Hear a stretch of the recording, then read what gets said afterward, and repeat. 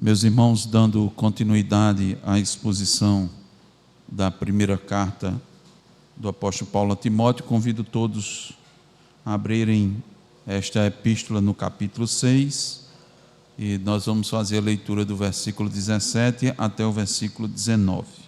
Diz a autoritativa palavra de Deus: exorta aos ricos do presente século que não sejam orgulhosos, nem depositem a sua esperança na instabilidade da riqueza, mas em Deus, que tudo nos proporciona ricamente para nosso aprazimento.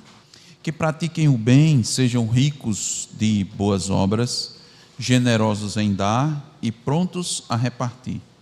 Que acumulem para si mesmos tesouros, sólido fundamento para o futuro, a fim de se apoderarem da verdadeira vida.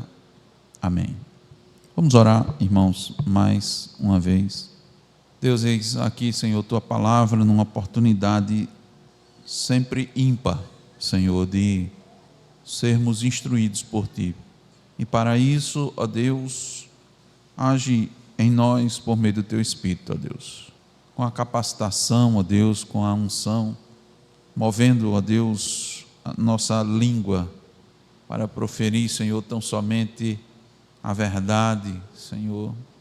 Restringe, ó Deus, atenua, anula, Senhor, as nossas fraquezas, para que Teu Filho, ó Deus, e o Teu nome sejam exaltados, sejam glorificados nesse momento, ó Deus, de instrução, de exortação da Tua igreja, ó Deus. Mas também, ó Senhor, te rogamos que por meio dessa exposição haja salvação, ó Deus, naqueles que ouvem e ainda não foram alcançados pelo Teu favor. Senhor, triste viver nas trevas, Senhor, triste viver na escuridão, triste viver iludido. Ó Senhor, ser gracioso, abrindo o entendimento, ó Deus, removendo os empecilhos, as barreiras, as dificuldades, sejam elas de que natureza forem, para que haja compreensão total, ó Deus, e completa. Edifica a Tua igreja. Dá-nos, Senhor, traz, ó Senhor, o conceito real, verdadeiro, que nós precisamos ter, ó Deus, a respeito das riquezas, do que é ser rico, do que é ser verdadeiramente rico. Ajuda-nos, ó Deus, a lidar, Senhor, com os recursos. Faz isso, ó Deus, trazendo instrução para o Teu povo, Deus, removendo os conceitos errados, enganosos, as concepções que nós achamos que até estão de acordo com a Tua palavra, mas quando na verdade, ó Deus, há falhas.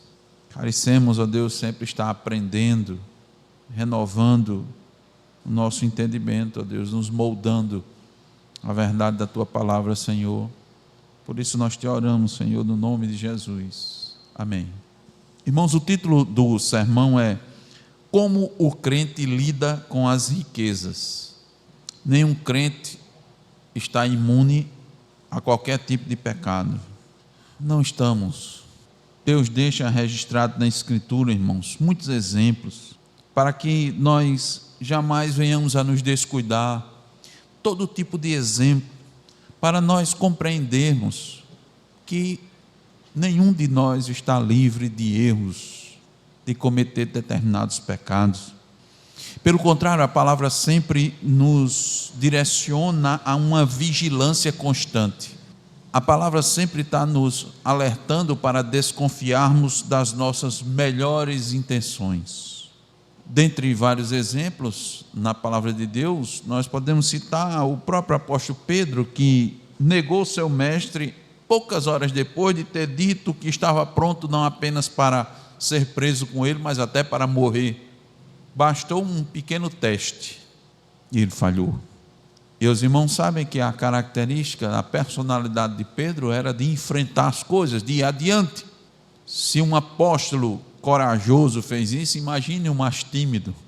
E os irmãos sabem que não negou só uma vez, negou 3 vezes. Irmãos, há crentes verdadeiros que estão registrados na palavra de Deus que assassinaram mentiram, adulteraram, criaram monumentos de idolatria, desonraram o nome de Deus não só privadamente, mas como diante de toda uma nação. Por isso que Deus, por meio dos seus mensageiros, sempre exorta os crentes a ficarem atentos, a não incorrerem em determinados pecados, e vai trazendo os exemplos, e a palavra de Deus nos diz que tudo que foi escrito para o nosso ensino foi escrito.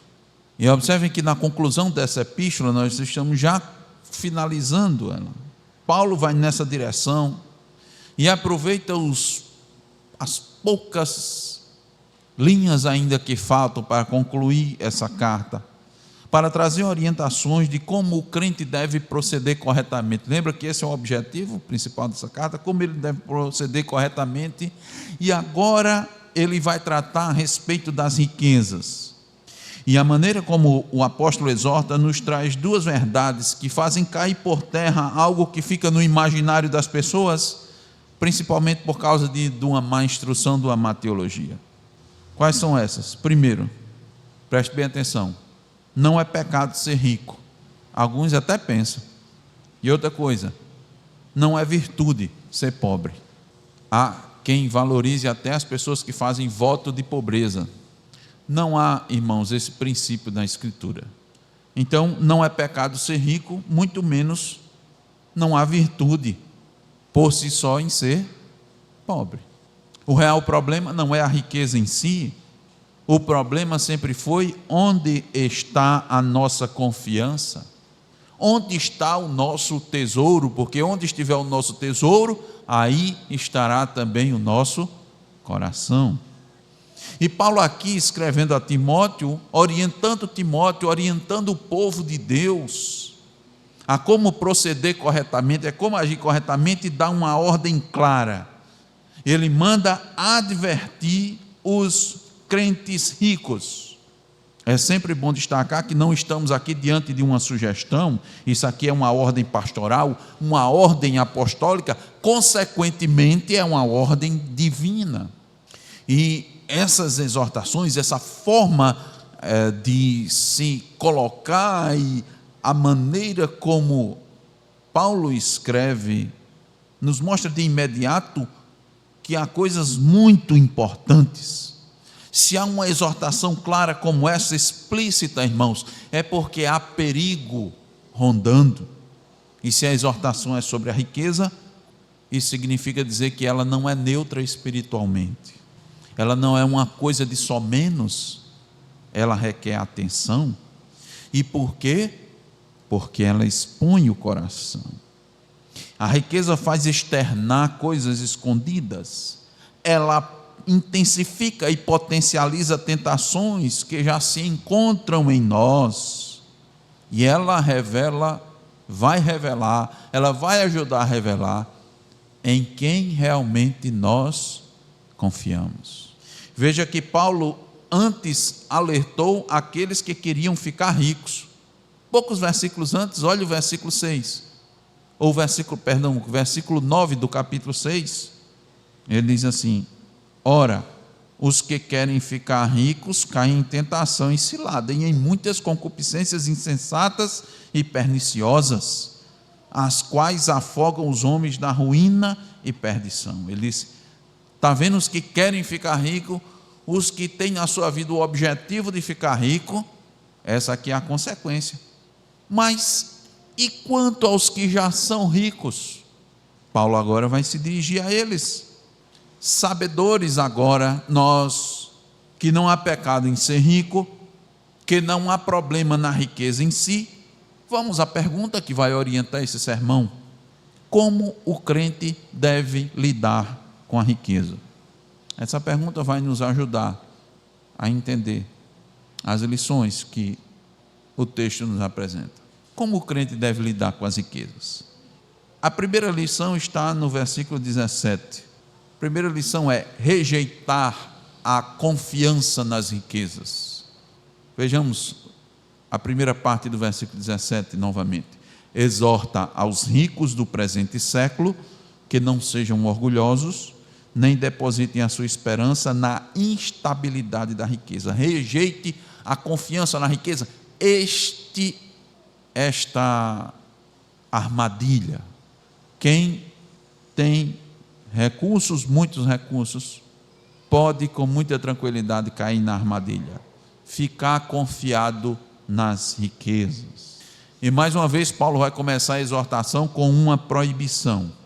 Antes de dizer o que fazer, ele vai dizer o que não fazer. Ele disse: não se confie nela, não sejam orgulhosos. Por quê? Porque o orgulho, irmão, já está no coração humano. Mas quando vem as riquezas, o orgulho é potencializado. O orgulho, irmãos, é uma semente no coração. E a riqueza é o adubo que faz essa semente crescer rapidamente. Dinheiro, irmão, não cria o orgulho, mas ele amplia o orgulho. É como um microfone. Ele amplifica a voz. Ele amplifica o som. A riqueza só aumenta o volume do que está no coração. O rico, por causa do potencial dos seus recursos, começa a depositar a confiança neles. E, consequentemente, como ele possui essas riquezas, ele fica dizendo: eu consigo, eu posso, eu sou capaz, eu tenho um controle. Como aquele louco que disse: ó alma, descansa, regala-te. Por que ele disse isso, irmãos? Ele disse isso depois que chegou a riqueza. Os celeiros estavam cheios e repletos. E a Bíblia o classifica como louco, porque ele estava colocando sua segurança em quê? Nas riquezas. Isso traz o quê? Para a pessoa: eu posso, eu consigo, eu faço. Orgulho, soberba. Deus resiste ao soberbo. E isso é sério, é muito sério, sabe por quê? Porque não existe situação mais perigosa do que ter Deus como opositor. O soberbo não tem noção de que ele arrumou um opositor, simplesmente o mais poderoso. E Paulo logo classifica a riqueza como instável, incerta. Deixa eu trazer uma ilustração aqui para os irmãos. De alguma maneira, Paulo está dizendo que confiar nas riquezas é como pisar em areia movediça. No começo, irmãos, a areia movediça parece firme, por isso que as pessoas caem nela. Parece firme. Você pisa, mas logo de imediato você não consegue perceber o perigo, porque se você percebesse logo de imediato, você saía rapidamente, você ia escapar daquele dali. Mas você pisa, parece que cede um pouquinho, né? E você dá mais um passo, mas é pouca coisa, você não tem noção da profundidade daquele perigo ali, que você não vai ter mais nenhum tipo de segurança. E quanto mais você se acostuma, quanto mais você confia, mais você afunda. E quando você percebe, você não consegue mais sair sozinho, você está preso.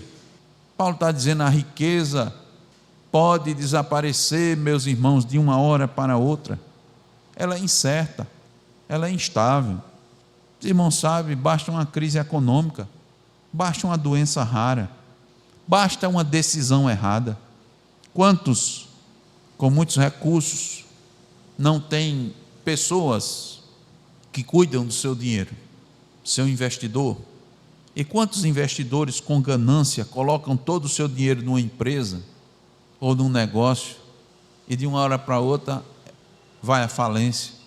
Tem um exemplo pessoal, não chegou à falência não, mas há um tempo atrás, eu não lembro exatamente quanto tempo, eu comprei uma quantidade de reais em criptomoedas. Foi muito não, irmãos, R$300, para experimentar. Todo mundo falando de criptomoedas, né? E tem um banco, tem vários bancos, né? Tem um banco digital que ele deixa a lista ali de várias criptomoedas, e você pode, então, assim, comprar essas criptomoedas. Eu comprei R$300. Irmão, se eu fosse vender hoje, eu só receberia R$80. Eu perdi, se eu fosse vender, eu perderia mais de 70% daquele valor investido. Imagine, irmãos, quem fez isso com a economia de uma vida toda. Você pode perder, irmãos, de uma hora para outra. Um imprevisto, você pode perder o investimento da sua vida. o sonho da casa própria. Um incêndio pode levar, irmãos, sua casa a ruir. Alguns anos atrás isso aconteceu com o nosso vizinho. Não aconteceu na casa toda. Eles saíram de casa, o ventilador ficou ligado, houve um curto-circuito e quase que eles perdem a casa toda. Pela graça de Deus, o fogo só atingiu alguns cômodos da casa, os 3 cômodos, mas poderia ser a casa toda, irmãos. Instável, muito instável, incerta. Os irmãos já devem saber, talvez os irmãos tenham até conhecimento de pessoas que perderam tudo o que tinham nos planos econômicos que houveram aí alguns anos atrás, que a perda do emprego os levou à falência. Eles não conseguiram mais se colocar no mercado, outras coisas aconteceram, doenças. Não coloque suas esperanças nisso. A Bíblia está dizendo, a Bíblia está alertando o crente, e já é o crente, irmãos, que tem recurso. Os irmãos já devem estar percebendo, essa mensagem não é só para quem tem dinheiro, é diretamente relacionado para quem é rico, mas não é somente para ele, porque nós precisamos ser honestos e perguntarmos a nós mesmos onde está a nossa segurança, onde estamos confiados. No salário? Não, eu estou seguro porque pela graça de Deus, graças a Deus, eu estou no serviço público, tenho estabilidade. Está confiado nisso? Pela graça de Deus, desde cedo eu trabalhei, e eu era bem regrado, era econômico. Hoje eu não dependo mais de ninguém. Se eu quiser, eu não preciso mais nem trabalhar. Eu vivo de rendas. Você está confiado nisso? Essa confiança, irmão, nas riquezas é uma forma sutil de idolatria. Você pode até dizer que confia em Deus, você pode até dizer que conseguiu todas essas coisas por causa de Deus, mas sua paz pode estar dependendo do seu recurso, do seu dinheiro. Eu pergunto, será que em algum momento você não se desestabilizou emocionalmente ou ficou irado, abalado com a perda de certa quantia de dinheiro? Isso é um sinal, sabe? Isso é um sinal. Confronte sinceramente seu coração e veja onde está a sua confiança. Mesmo que você não seja rico, essa palavra não está limitada somente aos ricos, mas a palavra de Deus está questionando onde está a fonte da sua segurança. Onde está? Observe, irmãos, Paulo apenas não disse, não confie nas riquezas. Se ele dissesse isso, irmãos, nós ficaríamos apenas com uma parte da instrução. Mas o Evangelho nunca mostra apenas o lado negativo, ele também mostra o positivo. E isso vai nos levar à nossa segunda lição. Como o cristão, como o crente, como o filho de Deus deve lidar com a riqueza. Em segundo lugar, ele deve confiar unicamente no Deus provedor. Veja a parte B do versículo 17. Vou ler a parte A e enfatizar a parte B. Exorta os ricos do presente século que não sejam orgulhosos, nem depositem a sua esperança na instabilidade da riqueza, mas em Deus, que tudo nos proporciona ricamente para nosso aprazimento. Eu vou inverter, irmãos, aqui. Nessa lição aqui, eu vou resumir logo o ensino central dessa lição, para depois abordá-la. O ensino central é: Deus sabe o que você precisa para ficar verdadeiramente satisfeito. E confiando em Deus, Ele vai lhe dar tudo, vai lhe proporcionar ricamente tudo, para que você de fato se sinta rico de verdade. O que você precisa fazer?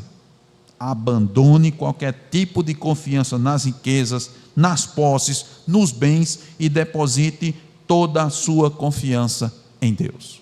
As riquezas são instáveis, inconstantes, elas não têm sustentação em si mesmas, elas estão aqui, agora e no momento podem desaparecer, elas podem potencializar a soberba em você, ao ponto de você se tornar um oponente de Deus. E a palavra está nos dizendo: negue tudo isso e confie no Senhor. Deus é o único fundamento no qual você pode confiar. Deus é rocha sólida, inabalável, em que seus pés podem ficar firmes, onde seus pés de fato estarão seguros, porque as riquezas são estáveis, as riquezas mudam e Deus não muda. As riquezas falham e Deus nunca falha. Ele é vivo, Ele é presente, Ele é soberano. Ele é o doador de tudo. Sabe por quê? Porque tudo lhe pertence. Nós cantamos aqui, repetimos isso, Salmo 24. Tudo que você tem vem de Deus.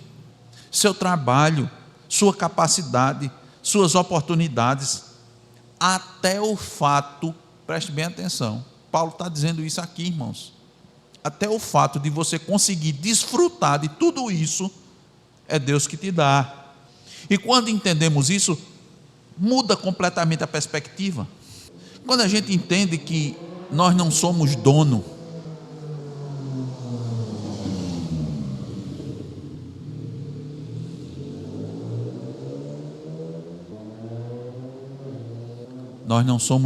nós somos mordomos, e Deus nos dá, e Ele dá para a gente desfrutar. Veja aqui o equilíbrio bíblico que sempre buscamos enfatizar, irmãos.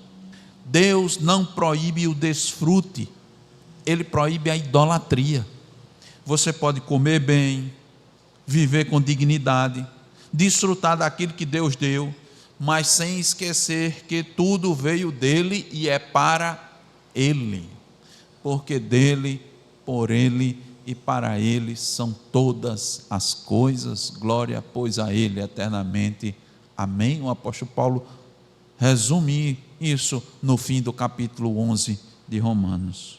É Deus e somente Ele que nos supre com todas as coisas necessárias, tanto para o corpo como para a alma, tanto para este tempo como para a eternidade. Paulo disse isso, irmãos, em Atos capítulo 14, versículo 17, depois os irmãos confiram lá. Então é loucura depositar confiança em outro lugar, em outra coisa, senão em Deus. Esta forma, irmãos, de lidar com as riquezas, nos confronta com duas atitudes comuns que são os extremos. Lembra que a gente tem que falar, olha o equilíbrio, cuidado com os extremos. Um extremo é o apego exagerado, o outro extremo é a culpa errada por possuir. A Bíblia corrige os dois, porque, deixe-me reforçar, o problema não é ter, o problema é substituir Deus pelo que se tem. Então eu quero lembrar aquilo que Tiago disse lá no capítulo 1, 17, ele diz: toda boa dádiva e todo dom perfeito são lá do alto, descendo do Pai das luzes, em quem não pode existir variação ou sombra de mudança. A Bíblia, irmãos, está repleta de passagens, em especial os salmos, da bondade de Deus, em nos fazer participantes de todas as coisas que lhes pertencem. E um conhecido comentarista bíblico disse que, além de nos fazer participantes, Deus faz com que desfrutemos delas. É o que está na palavra aí, irmãos, aprazimento. Aprazimento significa gozo, alegria. Então eu quero que você preste muito bem atenção no que eu vou lhe dizer agora. Eu vou contar um segredo para você. Só há verdadeira alegria em desfrutar dos bens quando isto vem de Deus. Eu vou repetir. Só há verdadeira alegria em desfrutar dos bens quando isto vem de Deus. A pessoa pode ser extremamente rica, mas se Deus não lhe conceder aprazimento, tudo aquilo não adianta de nada. Os ricos que não recebem de Deus a satisfação nos bens, não desfrutam verdadeiramente do prazer das suas riquezas. Eles têm, eles usam, mas não se satisfazem realmente. Quem está dizendo isso, irmãos? É a palavra de Deus. Mas eu sei que os irmãos sabem que isso acontece na prática. Irmãos, fotos, vídeos, postagens, reportagens, sejam elas em vídeo ou em revistas, festas, amigos, dão a impressão de satisfação. Dão a impressão, mas no fundo não há prazer real, porque o prazer real só Deus concede. E eu reforço, como os irmãos sabem, que muitos têm muita riqueza, mas seu interior, sua alma, goza de profunda pobreza, porque estão vazios. Deus não preenche, e se Deus não preenche, não há satisfação nisso. É algo que a gente precisa, irmãos, colocar na mente. Mas observem, confiar em Deus não é algo apenas interno. Essa confiança se manifesta de forma visível. Isso nos leva à nossa terceira lição, que é viver em generosidade prática. Deixe-me lembrar as lições de como o crente deve lidar com as riquezas. Primeiro, rejeitar a confiança nas riquezas. Segundo, confiar no Deus provedor. Terceiro, agora que vamos ver, viver em generosidade prática. Olha o versículo 18. Que pratiquem o bem, sejam ricos de boas obras, generosos em dar e prontos a repartir. Então aqui a confiança e a fé em Deus, elas saem do coração e vão para as mãos. A gente sempre gosta de usar essas expressões. Primeiro você entende, é com a mente. Quando você entende da forma correta, isso desce para o coração. E quando frutifica no coração, isso vai para as mãos. Isso representa o quê? Ação prática, ação visível. Riqueza é oportunidade. Quem tem mais condição de fazer o bem. E Deus vai cobrar isso. Observe que, como Paulo está trazendo aqui, irmãos, olhe que ele está, de certa forma, redefinindo riqueza. Tá? Redefinindo riqueza. Ele está dizendo aqui, olha, que pratiquem o bem, sejam ricos de boas obras. A gente fala, né, sempre, irmãos, que o conceito bíblico é bem diferente do conceito comum, do mundo, do senso comum. Se fôssemos perguntar a qualquer um o que é uma pessoa rica, a resposta natural seria: aqui tem muito dinheiro, aqui tem muitas posses, isso é uma pessoa rica. Sob uma perspectiva mas na concepção bíblica, que é mais profunda, não é assim, irmãos. Deixa eu lembrar aos irmãos o que Cristo falou sobre a igreja de Laodiceia. A igreja de Laodiceia recebeu uma carta, e os irmãos sabem que as igrejas do Apocalipse, Deus fazia um raio-x, né? Uma tomografia com contraste, fazia uma ressonância magnética com contraste, ou seja, nada escapa. Lá Cristo disse, a igreja de Laodiceia diz: estou rico e abastado e não preciso de coisa alguma. Mas sabe qual é o diagnóstico? O diagnóstico de Cristo foi: nem sabes que tu és infeliz? Sim, miserável, pobre, cego e nu. A igreja de Laodiceia, irmãos, e seus membros podiam até ter muitos recursos, muito dinheiro, mas eram miseráveis e pobres sob o conceito divino. O verdadeiro rico é aquele que tem muitas boas obras para apresentar. Verdadeiramente rico é o generoso em dar. E não é dar aquilo que sobra, mas dar com liberalidade, com alegria. É aquele que está sempre pronto para repartir e não fica contabilizando os custos. O que está pronto para repartir não diz: eu vou ver, depois eu ajudo, quando der eu faço. O rico em boas obras age com rapidez. A gente sempre tem que lembrar, irmãos, que as riquezas materiais devem ser utilizadas principalmente para 3 propósitos. Ele tem 3 propósitos principais. Quais são eles? O bem-estar do nosso próximo. O que é isso? A ajuda, o socorro, a promoção da sua melhoria, promoção do seu bem-estar. Segundo lugar, para o sustento da causa do Senhor. Terceiro lugar, para o bem daqueles que a possuem. Deus lhe deu, é para você usar, para a sua sobrevivência, para o seu lazer, para a sua instrução, para a sua melhora. Esses são os 3 principais usos da riqueza. A ênfase de Paulo aqui recai sobre a generosidade, ajudar a promover o bem do próximo, atender às suas necessidades, acudir o necessitado. E isso é muito importante. Isso fala muito, irmãos, para nós, principalmente devido ao país em que nós vivemos. Nós vivemos num país que é rico, o Estado é rico e o povo é pobre. Sua pobreza é principalmente espiritual, mas também é material. E a pergunta é: como a igreja responde a isto? Paulo está dizendo: com generosidade, especialmente dos ricos. Então você precisa responder para si mesmo: você é conhecido pela sua generosidade ou pelo seu apego às coisas? As pessoas veem Cristo no seu uso do dinheiro? Não esqueça, aquilo que você faz com sua conta bancária revela a sua teologia. Você busca saber como está a condição dos irmãos da igreja, em especial dos mais necessitados? Porque a ordem é fazer o bem a todos, especialmente aos da família da fé. Está lá em Gálatas 6:10. Mas o interessante é que Paulo, irmãos, não termina sua exortação nesses poucos versículos somente enfatizando o presente. Ele nos faz levantar os olhos para algo maior.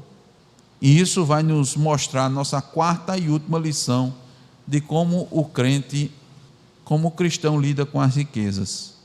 Está no versículo 19, que é investir na eternidade. Versículo 19 diz: que acumulem para si mesmos tesouros, sólido fundamento para o futuro, a fim de se apoderarem da verdadeira vida. Olha, irmãos, a concepção do reino de Deus é o seguinte: dar é igual a ganhar. A concepção do mundo é guardar, acumular é igual a ganhar.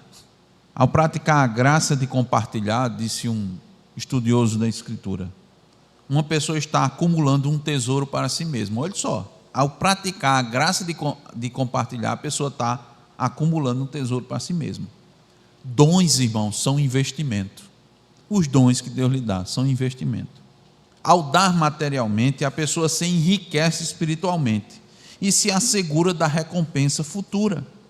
Ou seja, quando você usa seus bens para o bem, você está acumulando no céu.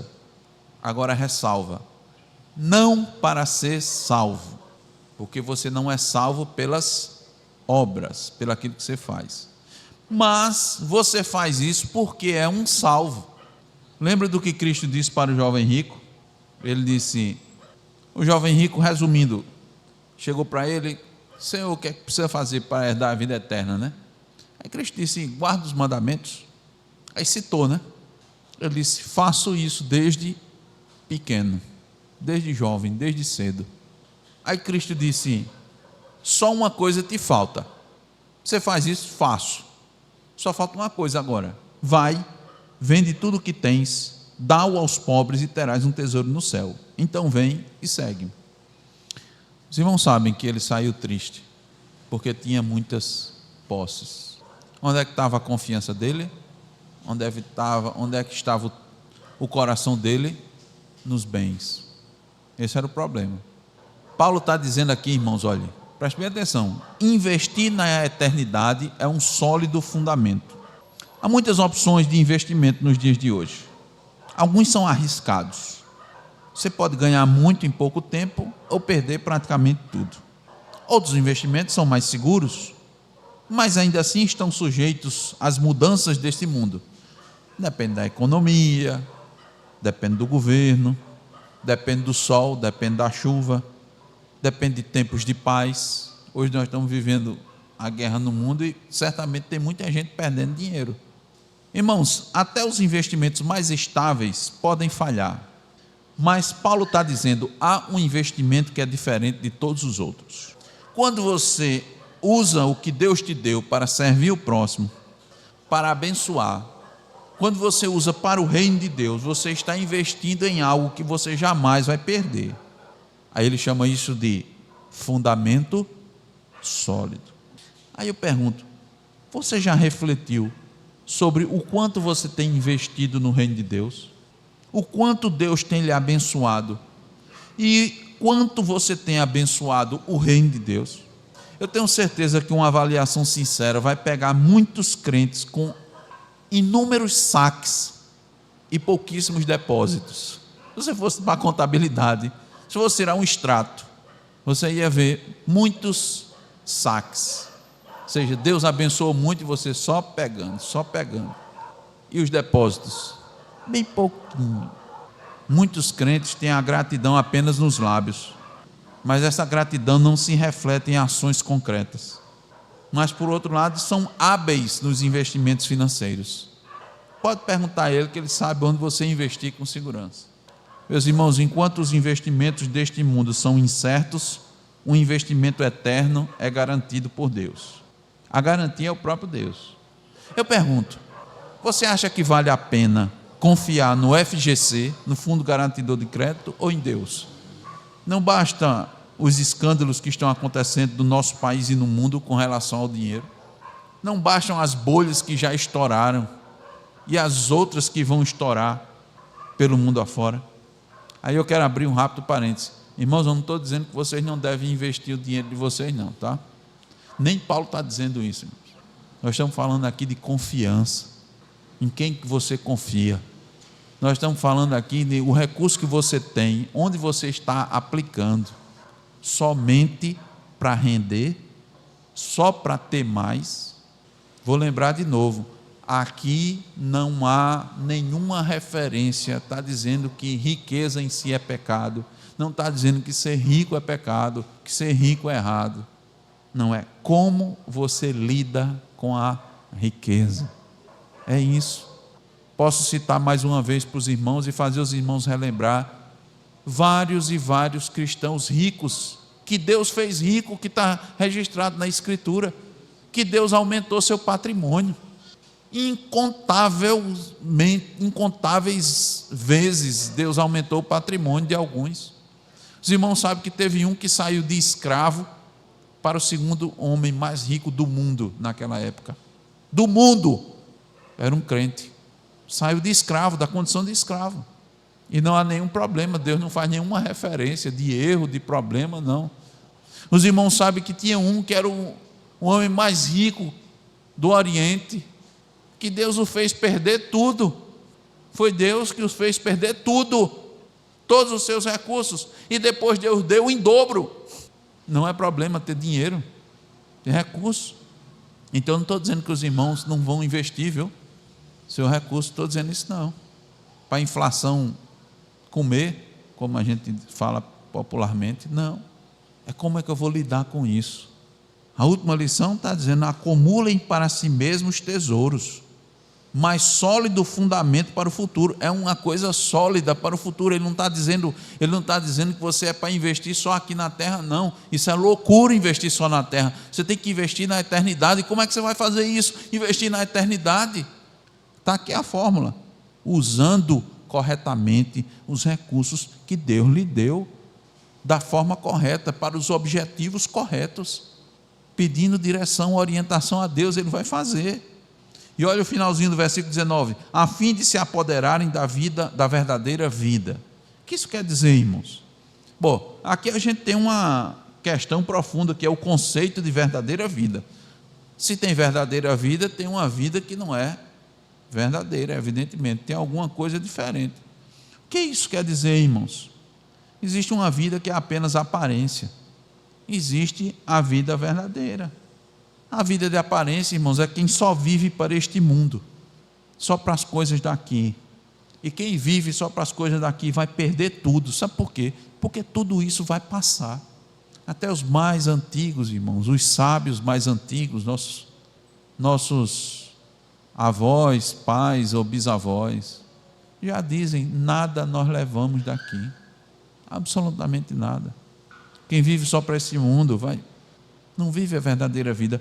Quem vive para Deus, fazendo a vontade de Deus, buscando conhecer a vontade de Deus para a sua vida, atendendo à palavra de Deus, vive a verdadeira vida, e esse vai ganhar tudo. Sabe por que ele vai ganhar tudo? Porque a garantia deles é Deus. Deus é a sua garantia. E quando começa a verdadeira vida? Quando nós recebemos a graça e nascemos de novo.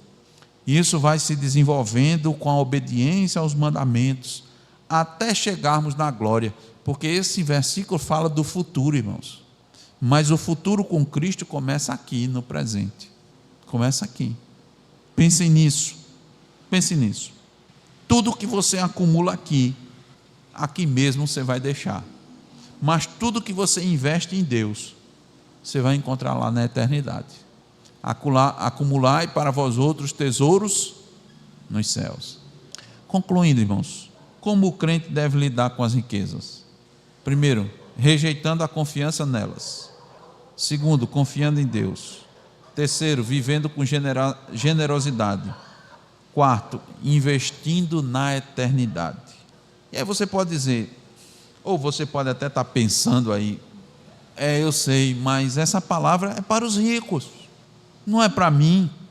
Comparado às pessoas ricas, eu sou pobre. Eu tenho certeza que se você olhar até no conceito do IBGE, que classifica rico, pobre, eu sou pobre. Se eu for olhar para os ricos, não estou dizendo que isso não é verdade, irmãos, mas eu quero dizer outra coisa. Comparado com grande parte do mundo, muitos de nós somos ricos. E mesmo quem tem pouco, e essa palavra agora é direcionada principalmente nessa perspectiva, mesmo quem tem pouco, ainda precisa lidar corretamente com o pouco que tem. Por isso eu convido você agora a examinar, a fazer um exame do seu coração, nessas aplicações finais. O que te dá segurança? O que te tira a paz? O que controla as suas decisões? Responda para você mesmo, porque isso vai revelar onde está a sua confiança. Eu sei, irmãos, que o nosso coração é inclinado ao apego, ao egoísmo. Precisamos reconhecer isso, não podemos negar isso. Nosso coração é ligado ao apego, ao egoísmo. Mas a exortação aqui é colocar toda a nossa confiança em Deus, em Cristo Jesus, seu Filho. Lembre-se que Cristo, sendo rico, se fez pobre. E sua obra perfeita nos concede ser ricos, verdadeiramente ricos. Então eu digo, rogue a Deus que pela sua graça o ajude a não confiar nas riquezas, não ficar almejando ser rico, não ficar correndo buscando ser rico, mas confiar inteiramente nele. Deus pode te fazer rico? Pode, mas esse não deve ser o objetivo da sua vida, porque aqueles que querem ficar ricos caem em grande tentação. Rogue a Deus que lhe auxilie a viver para a eternidade e não para este mundo.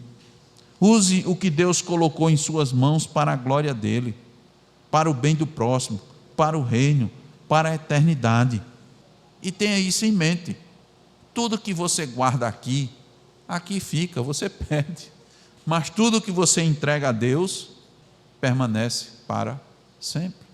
Que Deus, irmãos, nos faça entender a sua palavra e nos auxilie no uso dos bens, no uso das riquezas, no uso daquele que Ele coloca nas nossas mãos.